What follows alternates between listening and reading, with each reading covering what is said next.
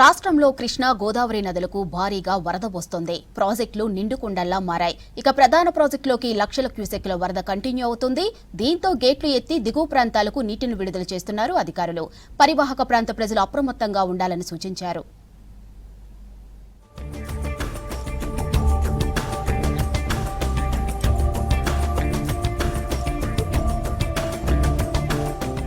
రాష్ట్రంలో వారం రోజులుగా కురుస్తున్న భారీ వర్షాలకు ప్రాజెక్టులకు జలకల సంతరించుకుంది. జలాశయాలు నిండుకుండను తలపిస్తున్నాయి.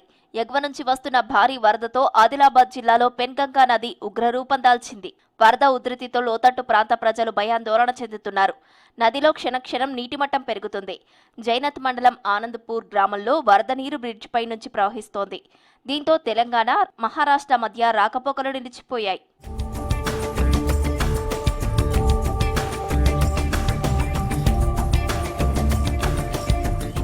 నిర్మల్ జిల్లా బాసర దగ్గర ఉన్న గోదావరి నదిలో వరద ఉధృతి పెరిగింది. జిల్లా కలెక్టర్ అభిలాష అభినవ్ ఆదేశాలతో గోదావరి నది దగ్గర పరిస్థితిని సమీక్షించారు తహసీల్దార్ పవన్ చంద్ర. వరద పెరుగుతుండటంతో నదిలో భక్తులు స్నానాలు చేసేందుకు పర్మిషన్ రద్దు చేసినట్లు తెలిపారు. స్నాన ఘట్టాలపై బారికేడ్లు ఏర్పాటు చేశారు. గోదావరి నది దగ్గర ఎలాంటి అవాంఛనీయ సంఘటనలు జరగకుండా పోలీసులు ప్రత్యేక నిఘా పెట్టారు.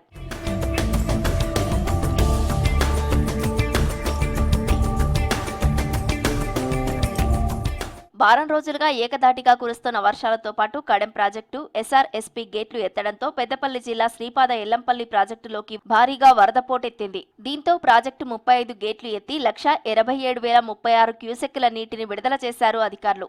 ఎల్లంపల్లి నుంచి NTPC, RFCL, Hyderabad metro water scheme తో పాటు నందిమేడారం పంప్ హౌస్ల ద్వారా మిడ్మానేరుకు నీటిని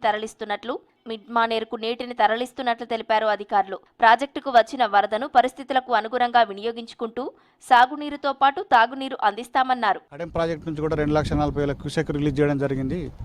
అలాగే ఇప్పుడు అప్స్ట్రీమ్లో ఉన్నటువంటి ఎస్ఆర్ఎస్పీ ప్రాజెక్టులో మనకు అక్కడ 3 లక్షల దగ్గర 3 లక్షల ఇన్ఫ్లోస్ వస్తున్నాయి.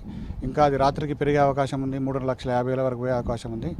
ఆ ఫ్లోస్ అన్నీ కూడా మళ్ళీ ఇక్కడికి మనకు ఎల్లంపల్లికే వస్తాయి కనుక ఇప్పుడు ప్రజెంట్గా మనకు ఎల్లంపల్లిలో 2.5 లక్షల ఇన్ఫ్లోస్ వస్తున్నాయి. 3 లక్షల ఇన్ఫ్లోస్ అవుట్ఫ్లోస్ మేము బయటకు వదిలిపెడుతున్నాము. ఫ్లడ్కు సంబంధించినటువంటి అన్ని అరేంజ్మెంట్లు అంతా సక్రమంగా దాన్ని చర్యలు తీసుకోవడం జరుగుతుంది. జయశంకర్ భూపాలపల్లి జిల్లాలో వర్షాలు దంచుకొడుతున్నాయి. కాళేశ్వరం త్రివేణి సంగమం దగ్గర గోదావరి, ప్రాణహిత నదులు ఉధృతంగా ప్రవహిస్తున్నాయి. గోదావరి పుష్కర్ ఘాట్ల దగ్గర ఉభయ నదులు 10 మీటర్ల ఎత్తులో ప్రవహిస్తున్నాయి. మేడిగడ్డ లక్ష్మీ బ్యారేజీకి వరద ప్రవాహం చేరింది. బ్యారేజీ 85 గేట్లు ఎత్తి 5,79,860 క్యూసెక్కుల నీటిని దిగువకు విడుదల చేశారు అధికారులు.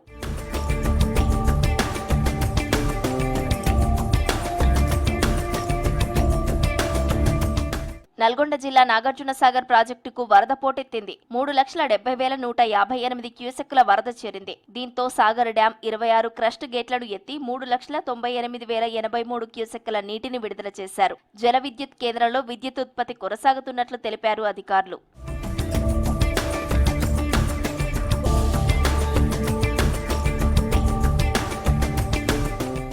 సంగారెడ్డి జిల్లా సింగూరు ప్రాజెక్టుకు వరద పోటెత్తింది. 39,009 క్యూసెక్ల నీరు వచ్చి చేరుతోంది. 43,466 క్యూసెక్ల నీటిని విడుదల చేశారు.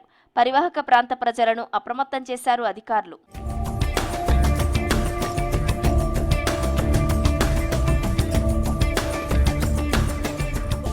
భారీ వర్షాలకు గోదావరి ప్రాజెక్టులకు భారీ వరద నీరు చేరింది. నిజామాబాద్ జిల్లా శ్రీరామ్ సాగర్ కు వరద పోటెత్తింది. వరద ఉధృతి కొనసాగుతుండటంతో క్రమక్రమంగా నీటిమట్టం పెరగడంతో 38 గేట్లు ఎత్తి 1,55,996 క్యూసెక్కుల నీరు విడుదల చేశారు అధికారులు. గోదావరి పరిసర ప్రాంతాల్లోని ప్రజలు అప్రమత్తంగా ఉండాలని హెచ్చరిక జారీ చేశారు అధికారులు.